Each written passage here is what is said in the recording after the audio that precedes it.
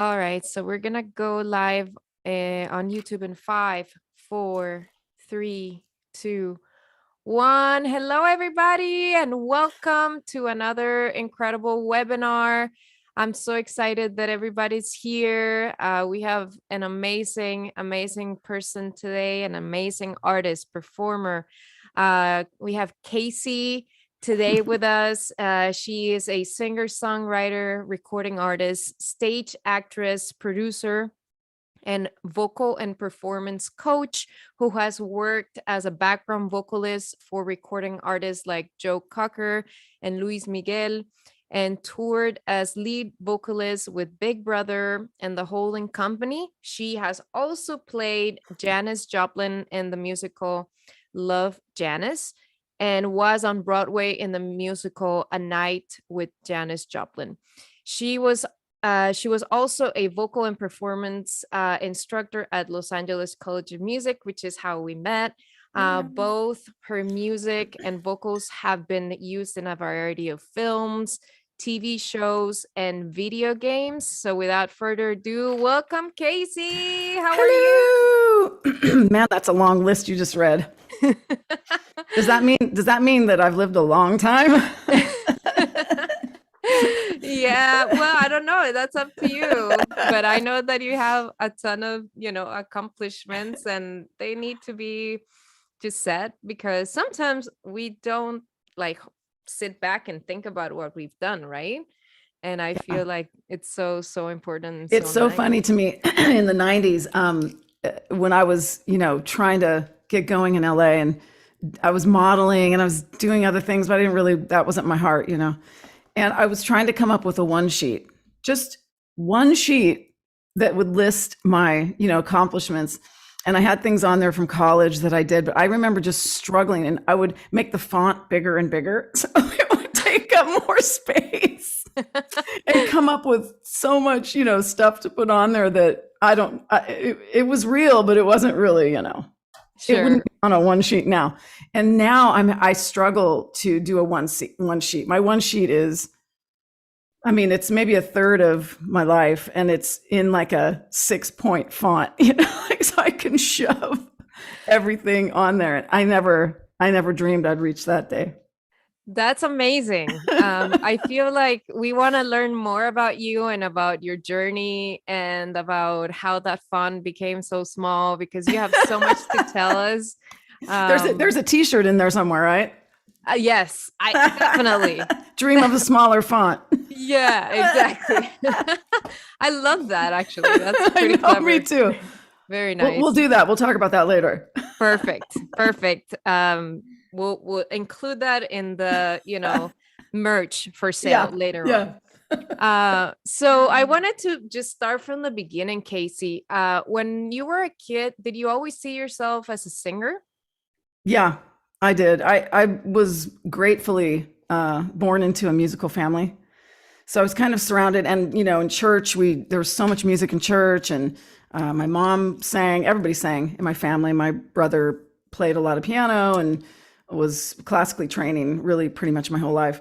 So I was sort of immersed in it from the time I was young. But I will tell you that I remember specifically the first time I heard Nat King Cole sing, and then Karen Carpenter.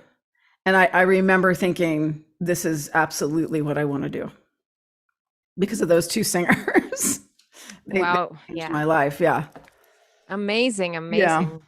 The Carpenters, so good. Yeah. That's good. Thank you so much for that.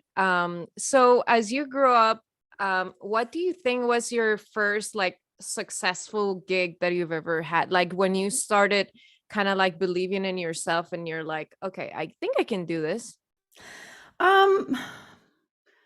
Well, that came in phases, I would say, but I know in college, it was actually a dare. I was dared by some of my music friends to audition as the jazz vocalist, because I really was not a jazz singer, and I got the position to sing jazz for my conservatory. And then I had to learn how to sing jazz. It was ridiculous. But so what I did was combined what I was good at, which was performance and this wilder aesthetic. And I created this kind of jazz rock fusion band. And we had a 12 piece, I think it was, with a full horn section. I had background singers that we did choreography and the whole thing. And I remember opening for Doc Severinsen, who was the guy that led the band when Johnny Carson, do you know who that is? He was a big, he had the Tonight Show for many, many years. He started it. And Doc Severinsen ran the band. And so he played at our campus, and we opened, and it was an arena. And I remember thinking, I've really made it. I'm here on stage and it's an arena or whatever. And then it was like a long climb back up a hill to get to the next level. In 2001, in fact, just before 9/11, that's when I got my first theater role. Again, it fell in my lap because I wasn't into music theater. I was kind of drug into it, and by a friend of mine. Her name's Beth Hart. Do you know Beth Hart? I think I'm familiar with it. Yeah, she's a great rock singer, and she was a friend of mine, and she said, come on, you got to do this show with me. And she drugged me in kicking and screaming. And that was the launch of my theater career. And, but I would say the biggest moment where I said, this is it, I've done it, and now I can live full time as a singer, was when I got my first Joe Cocker tour.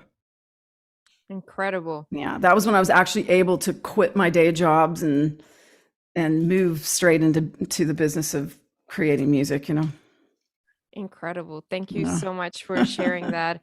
And I'm so curious, like at the end, I know it was your friend that dragged you into musical theater, but like what made you say, okay, maybe I'll keep open to this opportunity? Like, because most people will be afraid and will shut that opportunity down and will say, that's not really what I'm going to go for. But you were, open enough to receive that. I think a theme, and I would talk about this later if we talk about my advice to other singers. The theme of my whole life has been that everything I wished for and everything I planned for, none of it was going to really happen in the way that I saw it happening. And if I would have just put myself in that box of my own smaller dreams, then my career would have been over. When the doors opened, I'm not the kind of person that goes and bangs on doors. I just don't. I know some artists are like that. I don't judge that at all. And it gets people places, but I'm not that girl. I really like to kind of be zen about what comes to me and to have this feeling of peace about it. And then I just walk down that path, whenever it opens up. And I luckily was able to do that, because what happened was far greater than what my little dreams were when I was young. My smaller dreams they were the fuel for it, but that's not what sustained me along the way. What sustained me was that, that patchwork living that I'm sure you and I have talked about. You gotta dip your hands in all these different buckets, and make it happen. Sure. Beautiful. Thank you for sharing that. Good. So I wanna move into a touring artist that I really admire. And me being a Latina, I grew up listening to Luis Miguel, and my parents were like really mega fans, still to this date. How did you get to tour with him, and how was the experience? Take us a little bit behind the scenes.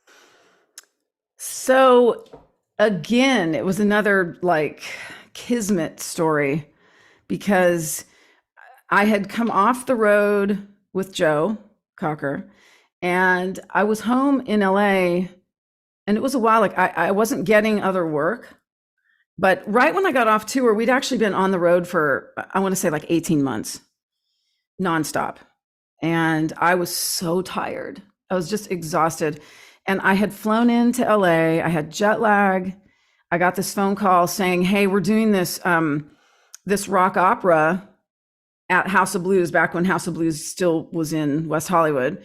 And, we're trying to get producers to come, and we're trying to sell the show. So we really love you to be part of the vocal ensemble that sings all the backgrounds and a bunch of the vocals. And I told my friend, I said, man, I am so tired. I don't even know if I have it in me. And he's like, please, please, please, I really need you for this. And because he was my friend, I said, okay. So I went in not with the greatest attitude because I was tired. It was a freebie. I wasn't getting paid. It was a favor to my friend. And I actually had a little bit of a bad attitude when I first walked in. I mean, I was friendly, but in my head, I was like, ugh, why can't you just say no? Why do you keep saying yes to these things? So fast forward, I'm working with all these Latina singers. And Cecilia Noel is doing the show, and different Latina artists were there. Sheila E. was there. I just was working with all these incredible Latina women. And during this production, there were some disagreements that happened in the vocal section, and I was staying quiet because I didn't know these people. I didn't know the show that well, and I was just learning. And eventually I ended up being kind of the leader because I was the only one that didn't have a vested emotional interest, and I could get everybody to come together. So I'm telling you all this because when I flash forward to 6 months later, I'm literally almost broke. I have no money left. I don't know if I have to go back to a day job. Life is getting very tough. I get a phone call from two of these girls saying, we're doing this tour with this artist named Luis Miguel, and you were so great in the show, and you were so calm, and you kept everybody together, and we really want you to come in and audition for this, and he's looking for a third person, and do you know who he is? I said, no. Which is inconceivable to me now that I know who he is, and now that I understand, how huge he is. I'd heard the name, and I remember saying, is it like Mexican polka music? Because that's not really my jam, So they invited me down to a rehearsal space. And what's funny is I wasn't supposed to know that he knew that I was there about the job. So I had to pretend that I was just a friend, and he was having to pretend that he didn't know that I was, it was so crazy.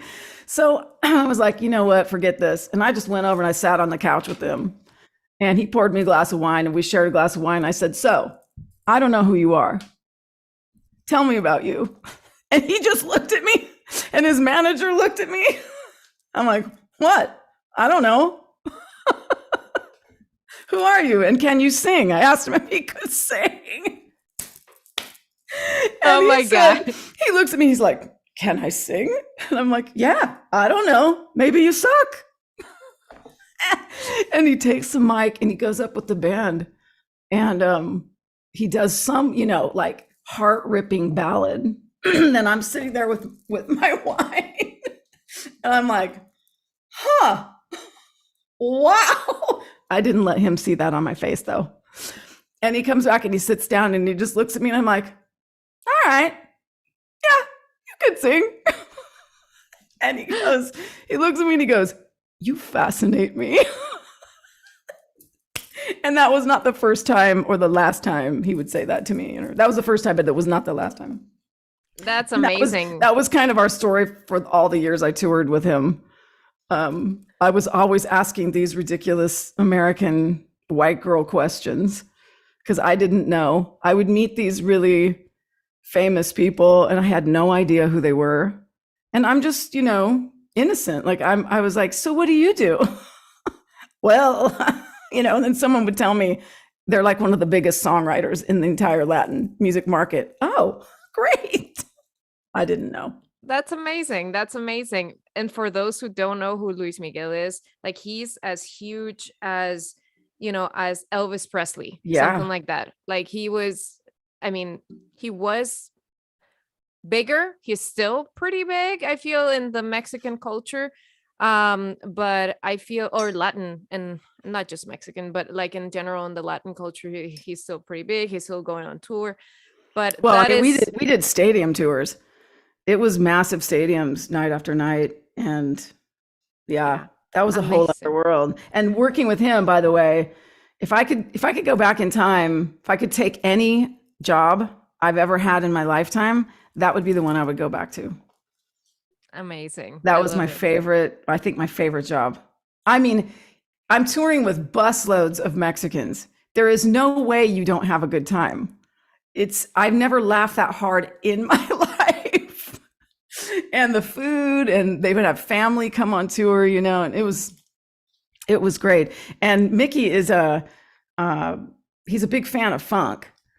So when we would all hang out or go to dinner or whatever, he always had a stereo there that would play like great funk, and we'd all just rock out to funk. When we played a lot of funk at sound checks, and so I was right in my element. And with the horn section and all that, it was definitely not polka.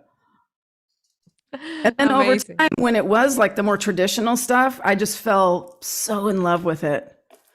It was amazing music, and I got to create a lot of the choreography. So I would study and I would talk to some of the dancers, and I would learn, some wherever we were going, whatever country, we'd try to figure out what kind of dance they do and then incorporate it into the choreography. It was a blast.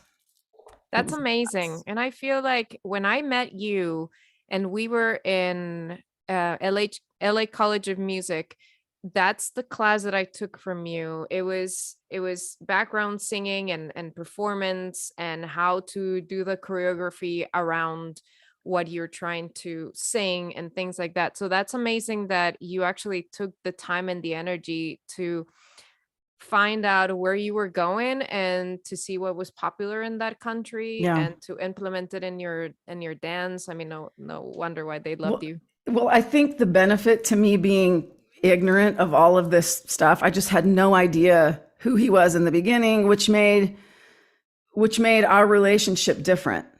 I didn't worship him. I didn't, we became peers, and we consequently became friends to a certain degree. And I don't think that's always possible with people when they're huge fans and they've grown up with him. There was a certain separation between he and I that created this friendship. And I don't think it would have worked otherwise. And then because I'm not a dancer, I'm so not a dancer. I'm a mover, but I'm not a dancer. So when I had to create stuff, I really was doing it from gut instinct. What I thought felt good and looked good, and it was more motivated by the music and the lyric. So it became choreography that made sense to me as a non-dancer, and I think it worked. I don't know how, but it did. Perfect. Perfect. I love that. Thank you so much. Good. So what is something that you need to have to be a touring vocalist? Like, for example, when you tour with like Joe Cocker. I think for any tour, I mean, whether it's theater or world tours, or whether you're a club singer that works a lot, in my opinion, but particularly the higher you get, in the top tier touring world, you have to have a really, really strong work ethic, meaning that, the work is done before you walk in the room. Meaning you exercise a great deal of vocal discipline and stamina. You have to do the work. You've got to do the warm-ups and the warm-downs. And I think the life of touring requires a sense of humor, always. I don't think that people that take themselves very seriously will do that well on the road, because the road gets really tough. It's a grind after a while, and people either love it or they don't thrive at all. I'm somebody who thrives on the road. I love living out of 2 suitcases I don't know where I'm going day to day. I just wake up and then I'm there. And I love that kind of lifestyle. But if you need to plan and have everything in order and all of that, it won't work as well. I think you have to exercise a ton of patience. That's what I learned. I was, now when I travel, I can go to an airport and it can be mayhem and chaos. Last Christmas, I was at Nashville Airport trying to fly back to California on Christmas Day when Southwest Airlines melted down. And I was there for 10 hours. And I barely broke a sweat because it's like touring. When you're stuck in Ecuador or something and you're in some hotel lobby and you're sleeping on the floor or whatever, there's nothing you can do about it. There's nothing anyone can do about it. So everybody just has to tell jokes and you have to relax. And if you're a diva that can't relax, then you won't do well. I think I've seen a lot of background singers crash and burn.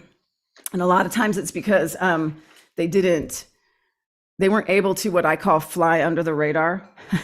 I'm very good at flying under the radar. Like I can be in a room and not be seen or heard. I can just be in the corner and learning, and I don't have to have the focus on me. I know when to shut my mouth. I didn't always know that. So I learned because I didn't do that very well when I was younger.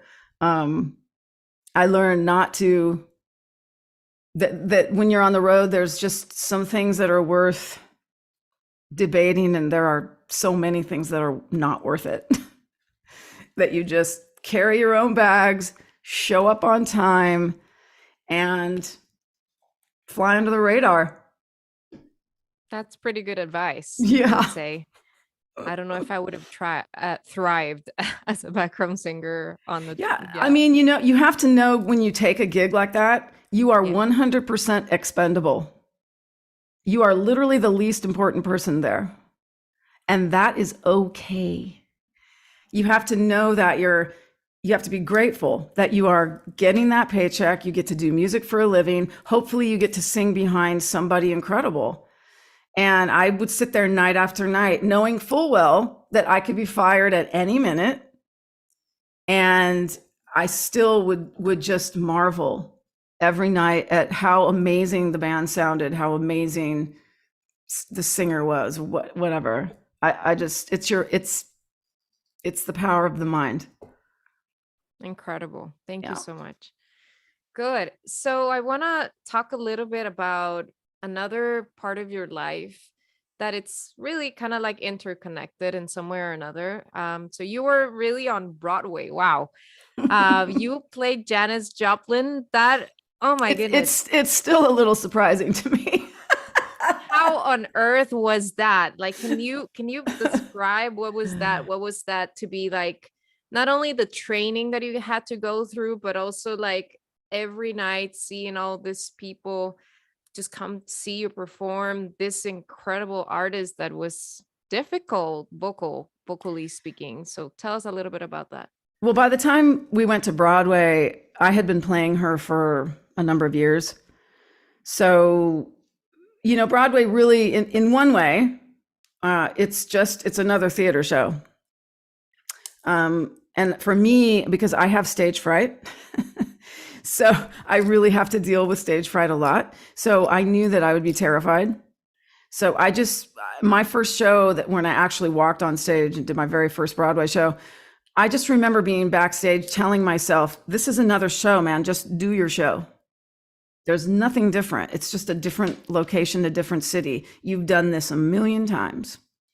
So do your best, walk on there and give them every ounce of your blood. That's what you do every night. This is no different. And I literally was telling myself that all the way out onto stage. But there's no denying that there's an element of magic that doesn't exist elsewhere. It's Broadway, Broadway was never on my bucket list. I never even anticipated doing theater ever. And then certainly I never anticipated being on Broadway. And then on top of that, being a lead on Broadway was insanity. And I remember when I got the phone call asking me if I'd like to go to Broadway, I remember being in my hotel room because I was touring a regional run of the show before we went to New York. And I called my mom when I hung up and I said, you are not going to believe what just happened. And she's like, oh no, what? I said, they just called me to go to Broadway. Me. Like, what? And my mom just started laughing. We both just sat and laughed because it was ridiculously crazy that I would end up there. And I don't know, man. I thrived there. I thought it was great. I love living in New York. I remember a guy when I was young, this guy that I dated that was from New York. He's a drummer, pretty well known, so I will not say his name. I remember him breaking up with me because he said that I was too soft to ever live in New York. And he just didn't see me ever making it in New York. I was too soft, too nice, too whatever. And I remember when I went to New York, I remember going, I love New York. And I'm walking from my apartment in Queens and I'm getting on the train and I'm going into Hell's Kitchen. And I'm like, yes. That's amazing. Screw that guy. Yeah. Wow. That's so great. And it's so nice to hear this kind of like behind the scenes, not only the fact that you actually made it to Broadway and you did not expect that, because there's people who train their whole lives and like are never able to be on Broadway, but you made it just because, again, you stayed open, you were open to any other gig that presented itself, and because you were ready, right? You trained, and you were singing Janice. I'm a super disciplined singer. So, and singing Janice was ludicrously difficult. It's probably, I would say it's the hardest role that's ever been written for a female theatrical singer. And the only reason, I mean, let's be real and honest, in total honesty, the reason I went to Broadway is because I could do it. It's not because I'm these women that were in the show with us on Broadway, other singers, Broadway singers, these guys are, and they're dancing and singing and they are way beyond me. I don't have that kind of gift. I can't do the things they can do. They are incredible performers. So me going to Broadway does not cast them in shadow in any way.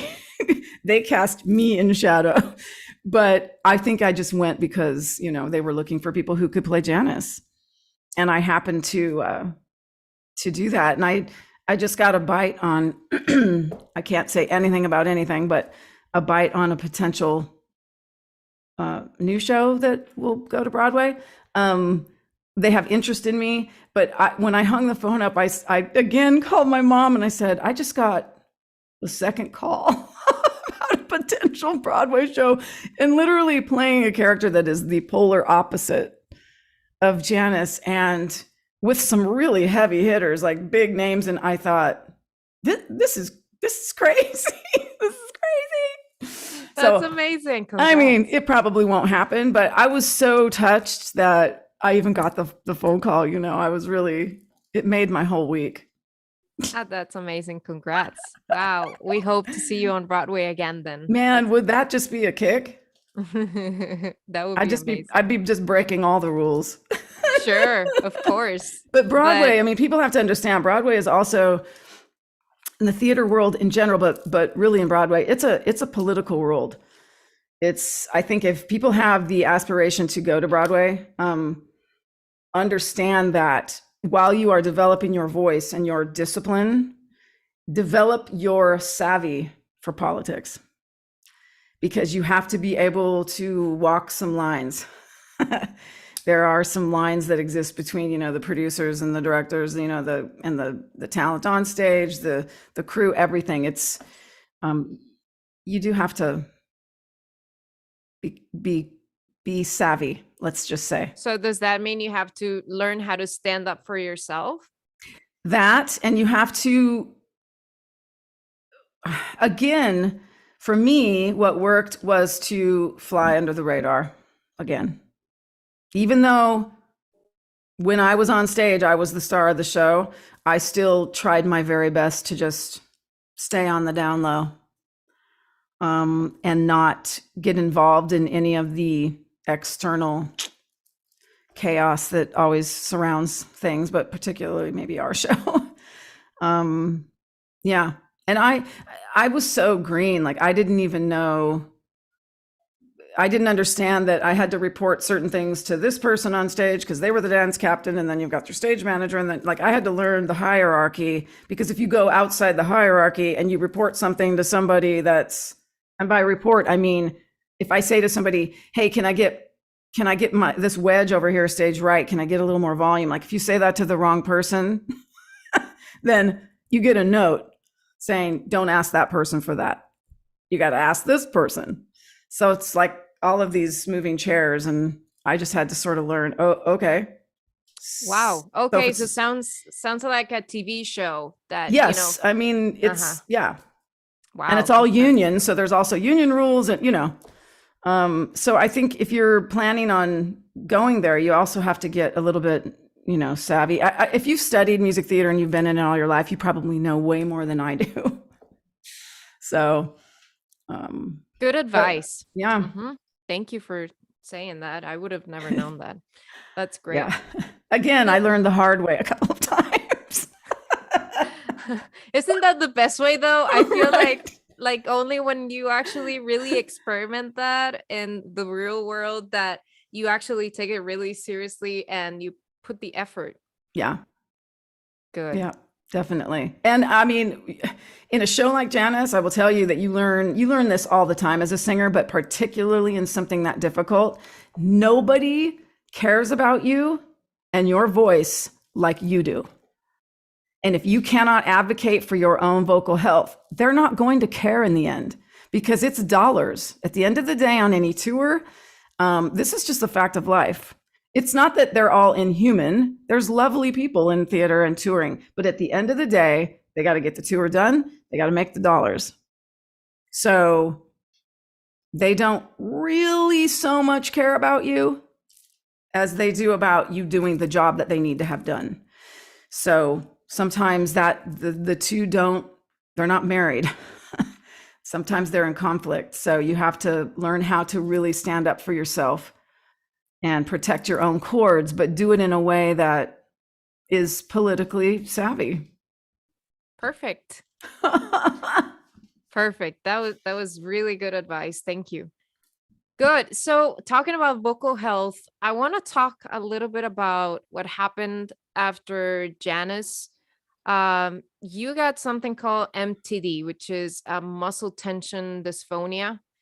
For those who do not know what it is a change in the sound or the feel of your voice due to excessive muscle tension in and around the voice box.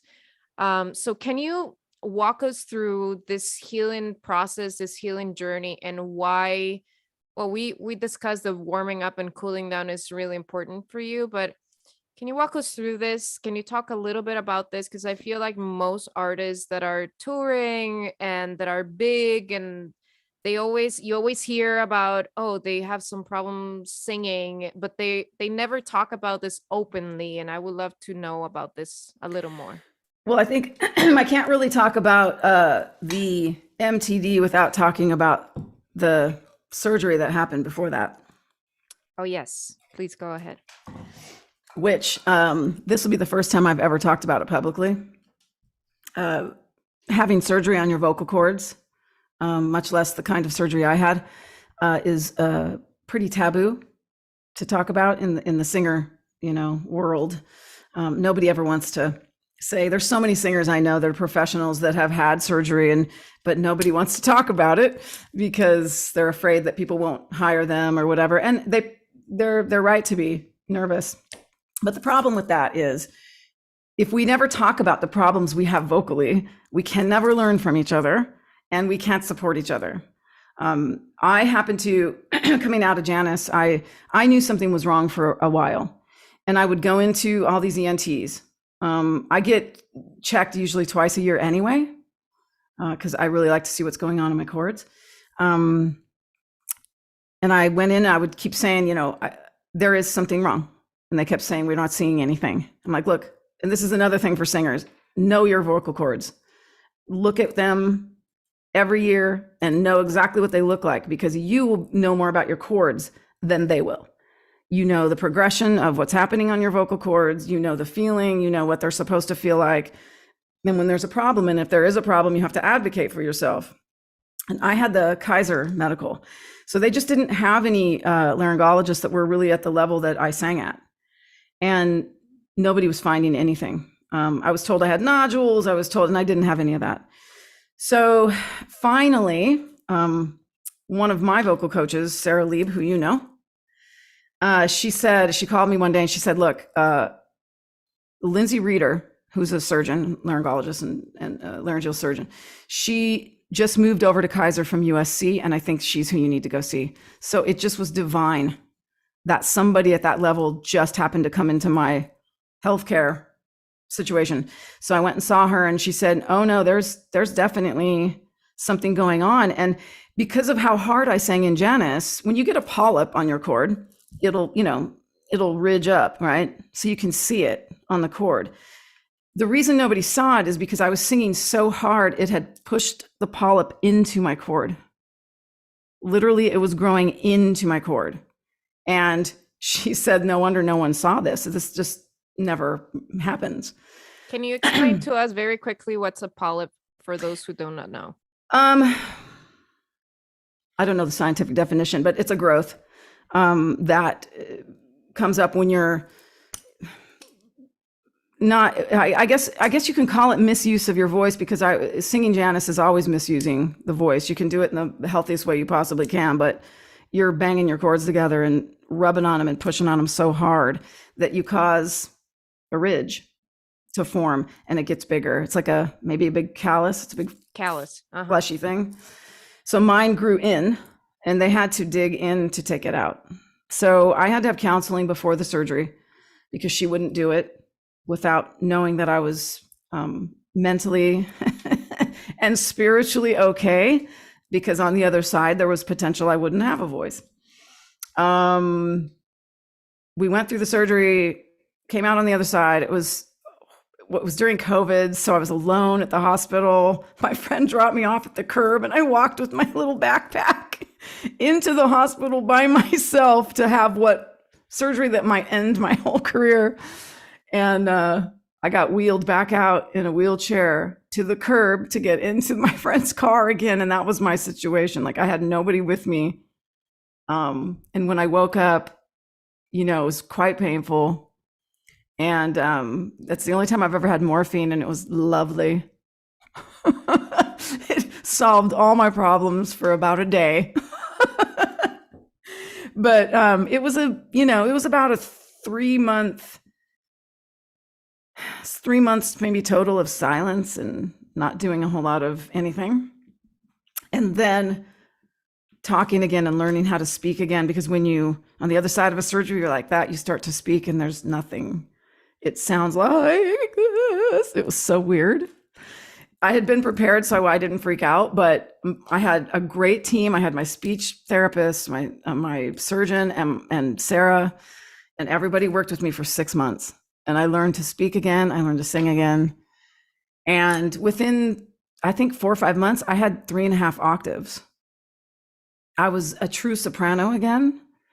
And I was doing great. Everything was great. I was singing. It was all wonderful. And then I moved to Nashville and right in the middle of COVID. And I started working on my new album. And out of the blue, I was doing great. All of a sudden, my voice starts to deteriorate. And I thought, this is not happening. I'm doing everything I'm supposed to do. I'm doing all my exercises, everything. And I went and saw Dr. Garrett here, who's the big Nashville guru. And she said, your cords look beautiful. What you have is MTD. And it's not, it is from the polyp, because you learned to press really hard in order to phonate, which means getting tone. So it does come from that, but it's not like a direct cause from the surgery. So she said, you have, I heard the word tension. I'm like, I'm sorry. You're telling me that because of tension, I can't sing right now? Sister, I've had so much tension in my life and I sang just fine. This can't be tension. She's like, no, that's not what I said. She said, I said it was muscle tension dysphonia. And then she had to explain to me, and she said, you know how many artists that she's like, I can't even tell you who they are because I'm not supposed to, but so many artists that cancel tours have MTD. She said it's very common for people who use their voice a lot. And it's my neck muscles work so hard when I talk, when I sing. You could probably see it now as I'm talking. They just tend to overwork.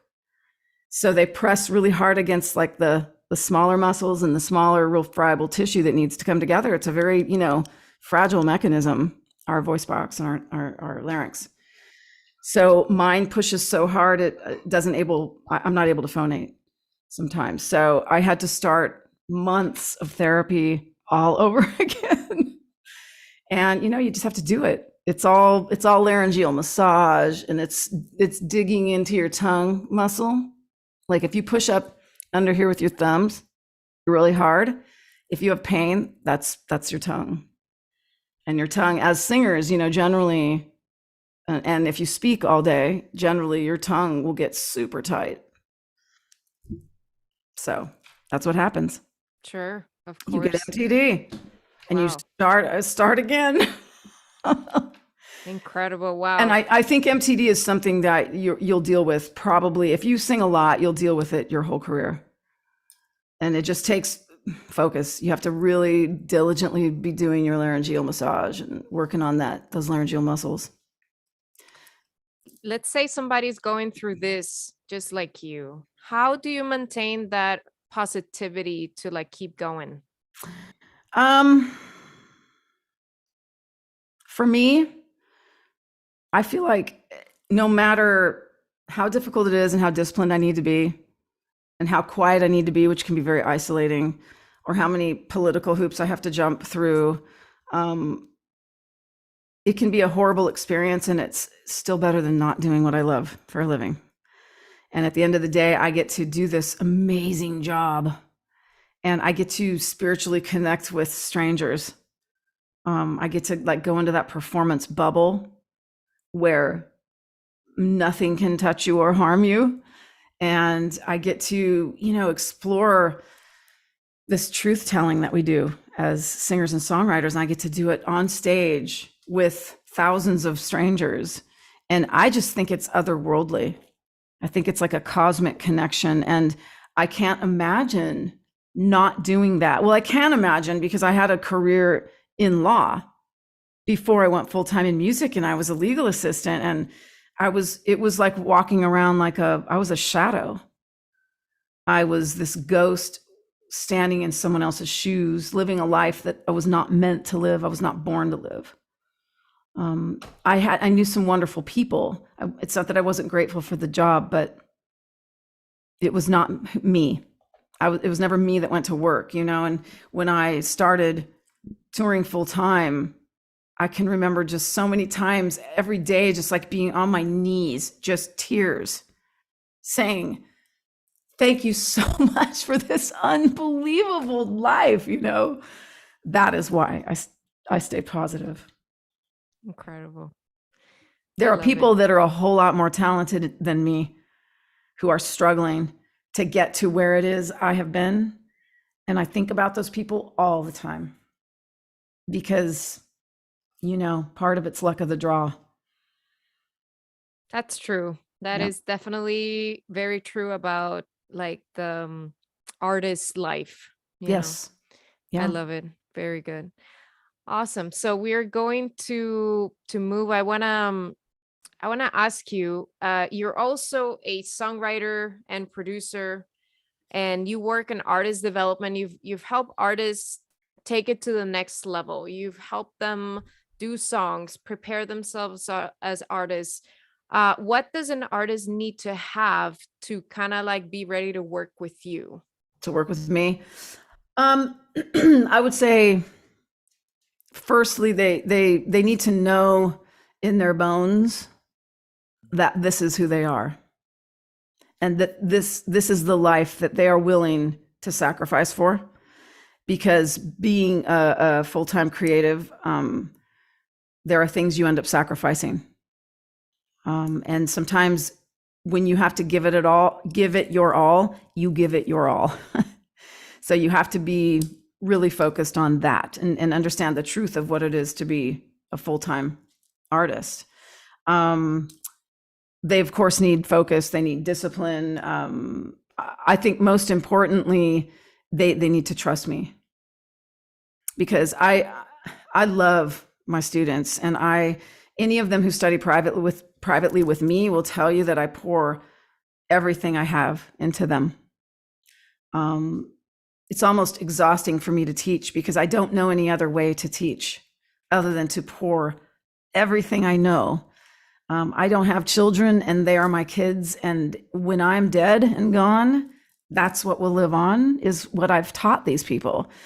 So I need them to understand that while I'm their biggest cheerleader, I will also be their taskmaster. And I will be their harshest critic at times. And they have to understand and trust me and know that it's coming from a place of love, because I want to create amazing artists, amazing performers who are ready for the world and who will not just go out and deliver great art. I want to help them become great humans.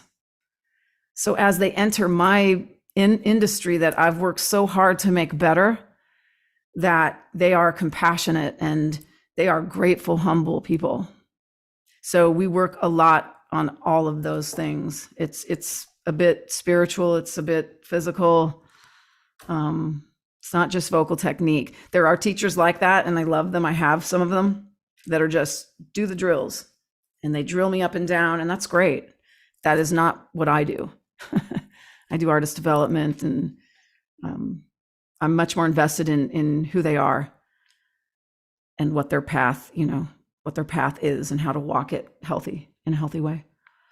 Beautiful. Yeah. Awesome. Yes. So let's say an artist gets to where you are, and you're like, and the artist is like, okay, I'm ready to work with you. What would be like the step-by-step process? If there's a step-by-step process that you normally use, for example, specifically to work with me? Like for example, if there's an artist and then you're like, okay, you have potential. Okay, now we're going to work on songwriting. Now we're going to work on, stage presence. Like, what are the things that you normally work with them? It really depends on the artist. Some of my recording artists, the higher end recording artists, they really want me like in the studio with them, which almost becomes like a vocal producer role. They need, that support in the studio. Some of them want to work directly on studio techniques. Some of them, then I have a lot of young, like really focused high school students that are auditioning for performing arts programs. And the audition process is heinous.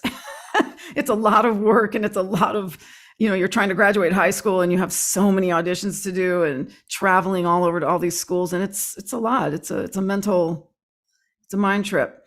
So I've worked with a lot of, one of whom I think is on right now listening, who just graduated from NYU's Tisch new studio on Broadway.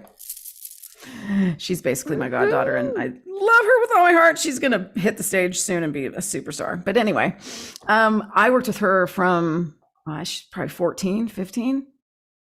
And we were prepping her very early in order to go to New York and, go to that program. And I think that I just have to see what they do and who they are when I meet with them. Sometimes, I have people online and it's a little bit harder. I can't work physically with them. But if they're in my presence and they're in my studio, or I go out to LA and I work with them live, then there's things we can do physically. If their stage presence needs work, which most artists need work physically, I think it's one of the last hurdles. I mean, how many amazing singers do you see who have all the vocal acrobatics and their actual physical performance is boring, right? So that's amazing. It's probably one of my favorite things to do is get people up on stage. And that class you were talking about that I taught, that was a fun class. And I had to create that from scratch because it didn't exist. And all of my students that go to these big programs at these universities, they never have classes like this. And I never understand it. They're not learning how to actually, I mean, you can study vocal technique all your life. If you can't walk on the stage and tell the truth to every person in that room and open a vein and be honest and grateful and gracious and warm, and you can't tell them what it is you came to tell them, then I don't understand the point. Sure. You know, unless you want to be a session singer. Now, if you want to be a session singer and do commercial work, and that's, you know, then you need really good reading chops. You need a whole different skill set. I don't typically work with those people because I'm working with stage performers. Sure. So that's just kind of my forte, you know. Sure. And I wanna give a shout out here to Olivia. She is on YouTube, and she's just like, "Yep, That's Olivia. Kacee made my dreams come true." Shout out, love you. That's my girl. Hello to everybody who's on YouTube. Thank you for connecting. Bralika, S. Brooks, Olivia, Salty. Oh, Stephanie. That's Stephanie Brooks. Stephanie. Stephanie wrote a musical that I did some readings for and all that. Yeah. Amazing. Well, thanks for welcome. joining, Steph. That's amazing. Thank you so much for that advice. So what advice would you give to all those people who are dreamers, who really want to make this happen, who have, you know, the intention, the hunger, the everything, you know? I usually get asked that pretty frequently. And I would say, number one, open your mind. You have to get out of the box. We are taught from the time we're little to define these goals, set goals, define, hypothesize about the future, you know. And you got to step outside of all of that. And you have to be ready for whatever comes at you. And so you do the work. That's the job. Every day you do the work. You do the exercises, you do whatever you need to do to get ready. And that doesn't just mean posting on social media or looking in the mirror to see what you look like. Unfortunately, those are parts of what we do now, much to the chagrin of those of us who are older. So you do the work every day. You take the opportunities. As actors, we have this saying that it's not, I think it was Bryan Cranston that said it, who was Breaking Bad, the guy in Breaking Bad, who's, you know, an extraordinary actor. He said, it's not your job to get the job. It's just your job to go in the room when you get an opportunity and to give them the best that you have. And then you walk away. It's not your job to get the job. So you have to open your mind and you just do the work, you audition, you just lay it out there and you do the very best that you can do. And then you step back and don't just like be bored about it. Step back and really anticipate that what is going to happen is going to be extraordinary. You just have to step back and wait for it because it will come. And I think the second most important thing I would tell them is, I do this analogy of our egos. As performers, we need our ego. We can't walk on stage and do what we do without our ego. We have to have that self-confidence to do what it is we do. So my advice is keep your ego in the back seat. Let it come sit in the passenger side when you need it, and only when you need it. And when you're done needing it, put it back in the back seat. Because if it ever takes the wheel, then you're going to crash and burn. So your ego cannot be part of important decisions. It can't be part of how you see yourself. You have to utilize your ego only to do the job and to give you that boost that you need to be confident and walk out and do what you do. And then put it in the trunk sometimes, you know, like I have times where it's all the way in the trunk. And I'm not saying my ego's never taken the wheel. It has, and it happens over and over. I get weak, I get frustrated, I get lonely, whatever. And my ego steps right behind that wheel so fast, I don't catch it until I realize that's what's happening. And it's never a good outcome. and I got to wrangle that thing and I got to put it right back in the back seat where it belongs. I would also say the last thing I would say is, and I cannot emphasize this more, is you have to stay humble and you have to stay grateful. You won't exist, you will not find happiness, real happiness. And to me, success is, it's being at peace, it's being content, it's being happy. And I know that sounds really cliche, but the longer you spend grinding away and working your art, the more you're going to understand what I mean. It's not cliche at all. It's everything. If you can stay humble and grateful, then you will know peace, because that means if you never do XYZ or whatever you thought it was you were going to do, you can still be happy. And to me, that's the ultimate test in life. That is the adventure. I'm facing that now. I'm getting older. I don't have the roles. People aren't interested in me anymore like that.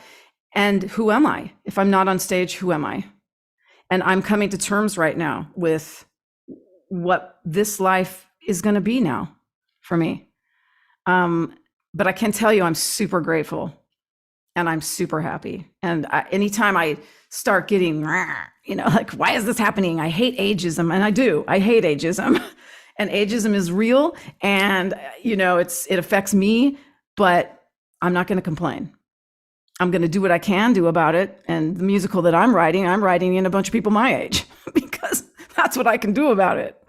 So I'll be proactive, but I will stay grateful if it kills me. And I have a mom that, reminds me usually every day. That's nice. What are you grateful for today?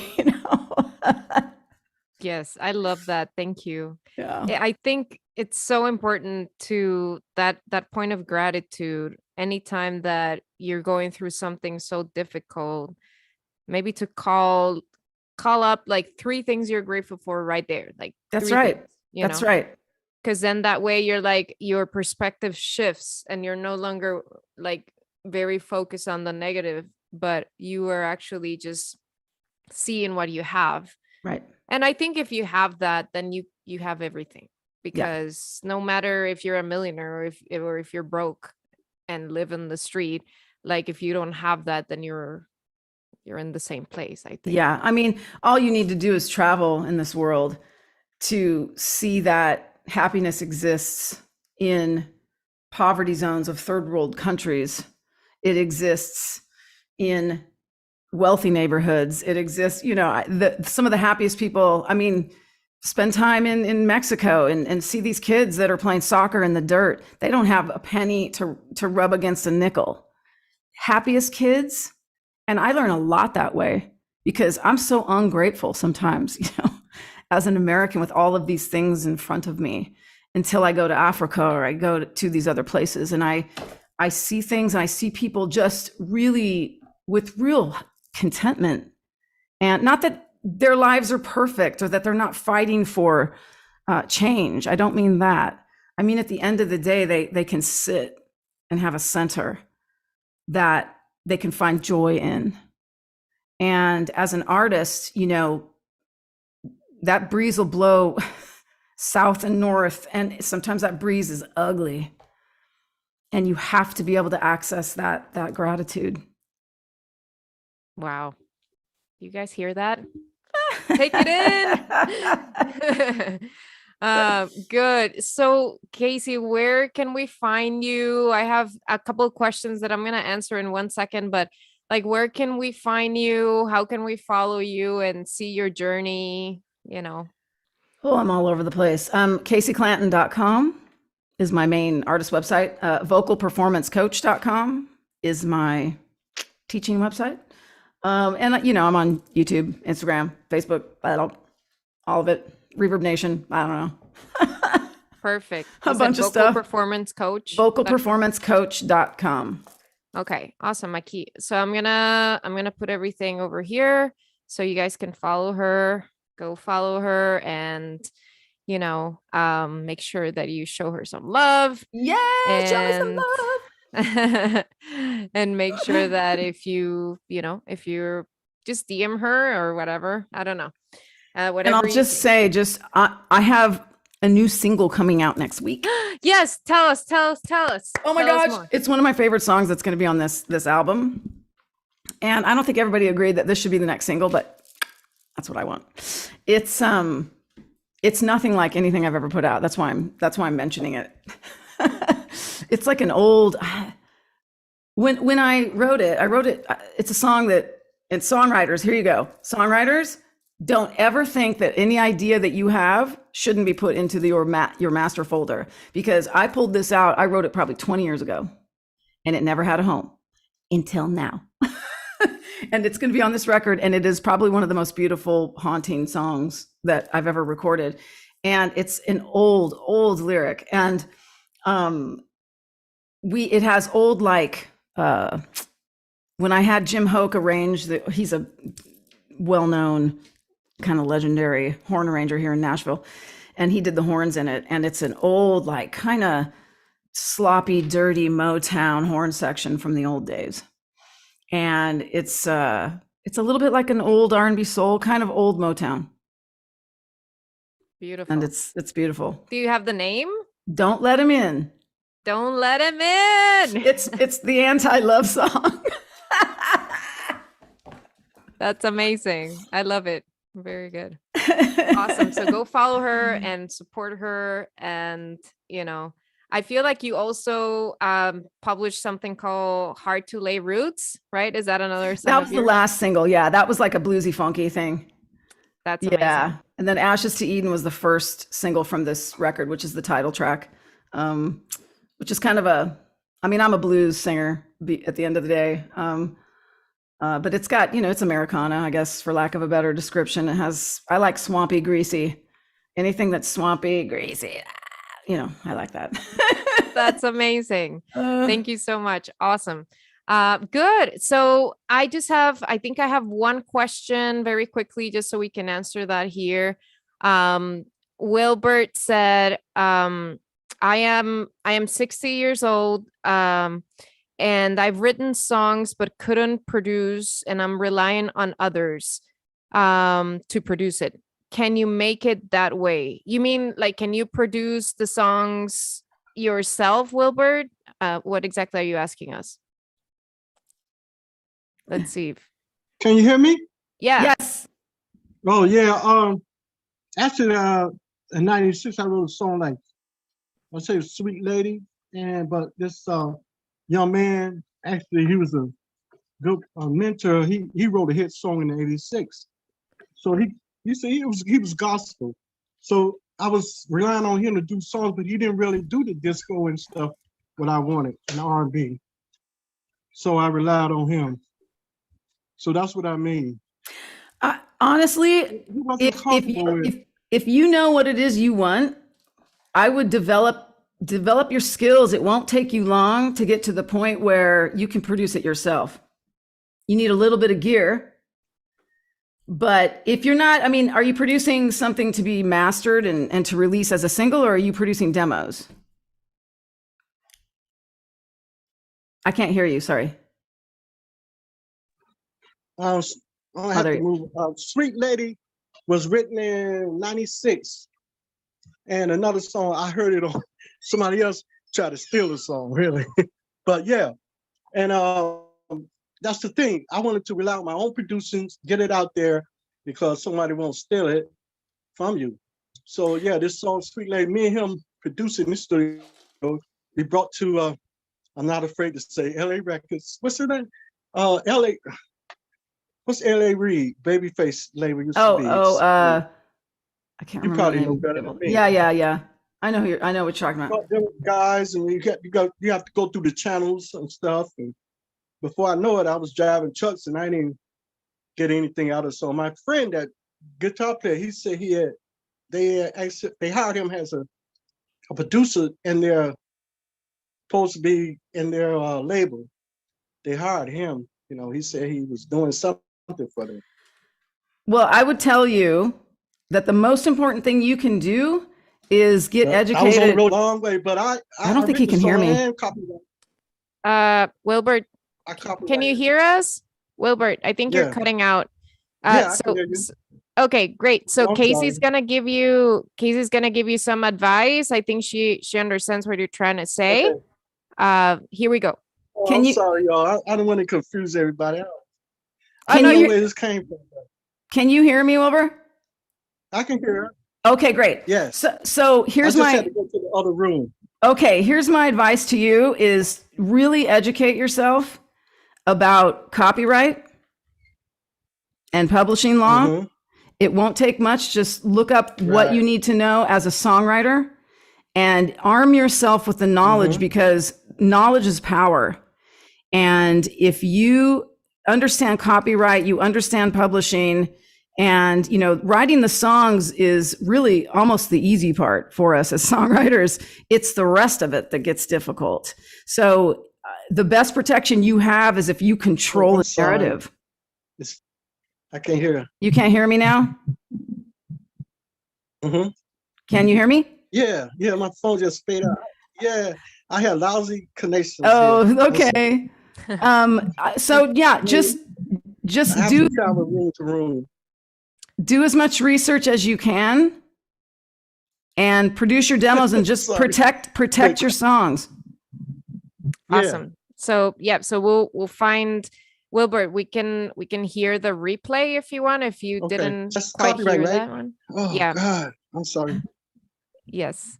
Yeah, Yes. copyrighted. And the thing is, I sent it to the copyrights, and then I don't know if any people have access to them publicly, but yeah, I sent it through the copyrights, and all that.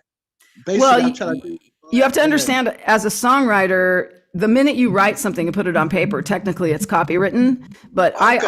I always copyright my stuff by sending it to the Library of Congress, because I have a Yeah. legal background and I don't trust anybody but the law. So I copyright it. I'm with BMI, so then it goes immediately on my BMI catalog Okay. for any publishing. So then I'm protected. But as far as producing, there's so much online information for you about how to self-produce my own demos. I do it Yeah. literally with this mic and a Focusrite Scarlett 2i2 interface and my MacBook. That's how I do all of my own stuff here at home. Yeah. But my albums, when I'm ready to do a full album, of course I have to go and I produce myself, but I have to go hire, studios and all of that. But demos for your songs, you can totally produce in your own little studio with literally with a mic and an interface and a MacBook or a computer. Okay. Right. Awesome. A Mac computer. I'm gonna use a Mac. I got Yeah, this and HP. you know, and if you have a Mac, then you have GarageBand, and they have all kinds of loops, and you can create the idea that you want. You just have to take the online tutorials and take the time to educate yourself. It's all about educating yourself. Awesome. Yeah, I still have a bunch of songs. I'm scared to get it out there. I've written some great songs. I still have a bunch of them right here, but I don't want to sit around with it. I just still want to take a chance and send them to Washington, D.C. and just get them out there. I'm taking lessons. Get them on GarageBand and create demos and put together a catalog of your songs. All right, yeah, because I'm not getting younger, but I guess I'm gonna take your advice. Hey, it doesn't matter. It doesn't matter. Good songs are good songs. You just have to arm yourself with knowledge, Thank you so got you. much. Thank you. Awesome. All right. Yeah. So I don't see any other questions at this moment. I know Derek was just telling us that you sing for other reasons other than success. And that I was wondering who's this in the hat? He's been with us the whole time. Yeah. Derek, do you want to talk about a little bit about what you mean, or if you have a question for Casey? No, you're good. Is he shy? Oh, no question. Where are you tuning in from? I'm from Germany. Because you sound German. That's why I'm asking. No, the thing is, I found out that in some movies, the people, when they watch the movie, they tell after the movie that what I have seen in the movie, that should be in real life. And I know songs can do the same thing. So I like to write songs in, what's that? Metaphor. I don't know what's the English word for it. I tell a story, not using the word I like to use, but I give the people an idea when we're successful, that they find out what I mean. Sure. Because sometimes when you use the words, here the governments, and they put you something in some bad corner. And that's why, and that's why I like to write songs in a way that I tell a story. I don't use the bad word. I use different words. Yeah. And they think themselves. Sure. That's why I write a lot with, it's called metaphor and simile. Yeah. And as a songwriter, using metaphor is our best friend in songwriting. Yeah. Everything's a metaphor. Everything's a simile. Yeah. It's a great songwriting skill. I play all the instruments myself, and now I have also start singing, but I like singing, but I know maybe me is not good enough. But for me is lucky when the people can listen to me and tell it's not too bad, so they can listen to me. I don't like to have success with singing. It's only when I reach out that the people listen to me. That's enough. Well, I think as far as like a demo vocal goes, sometimes it depends on, I haven't heard your voice, but when I go to do a demo vocal, sometimes the demo was done originally by the songwriter who's not a singer, and they do their best and whatever. But if you want to sell the song to something like commercial, like if you want to try to get people interested in the song for commercial placement in film, TV, whatever, my advice would be to get a good demo vocalist, because the vocal helps sell it. But if you're not trying to commercially sell the music, then the vocal isn't, it's not going to be that imperative that you have a top-notch vocal. I like to bring my music, bring out a different way. I have a homepage where I can put my music on, and I have a lot of social networking where I can put the music to people. That's enough. Yeah. Then you're doing everything that you want to do. What part of Germany are you in? I'm close to Frankfurt. Yeah. I spent so much time in Germany because Joe Cocker was so well known there. And do you like Germany? I love Germany. Are you kidding? Germany is one of the most beautiful countries, because I love green and I love castles. And there are castles everywhere in Germany. And so whenever I have a day off, I would just walk all over. I mean, I love Cologne. I love, I've been everywhere. I've literally been everywhere because of Joe Cocker. And back in the first time I went was before the Berlin Wall came down, was the first time I was there in Berlin. Because you remember Nena? 99 Luftballons, Nena? Nena, yeah. Her and her band, they were friends of mine. So I went there way back in the 80s and 90s, and I would hang out with them, and I hung out with like Nina Hagen. And then the next time I went back to Berlin, the wall had come down. It was a totally different city. So different. Yeah. I have friends all over Germany. I love it. Only that we can keep Germany the way it was at the moment, because it's very difficult here. Yeah. What's happening economically? A lot. Yeah, and the people don't act. They take everything like it is. Well, there's a lot happening in America too. And that's what I'm fighting for. That's my only reason I'm living for at the moment. Put that in your music. Put that all in your songs. Yeah. Nice. Amazing. Nice. Thank you for joining us.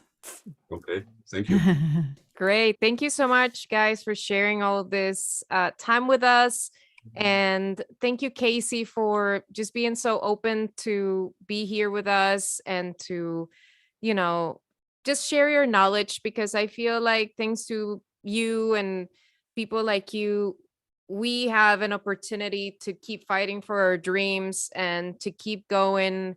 And we wish you the best of lucks, in all this years to come. I know you're going to do incredible things, and I really hope that we can see you perform in Broadway again, if that's what ends up happening. Thank you. Khadija says, thank you, Kacee, for sharing your wisdom. I'm seeing that. I'm just noticing there's like all these messages. Yeah, that's okay. I'm keeping up with it. No I wasn't worries. even, I was so busy talking. I wasn't looking at any of them. That's okay. You don't have to worry about that. Well, thank you so much, everybody, for tuning in. And for the people who, are tuning on YouTube, thank you for being here as well. And we'll see each other soon. Don't forget to follow Kacee and her adventures and journey. And we'll see each other soon. All right. All Thanks, right. guys. Bye-bye. Bye.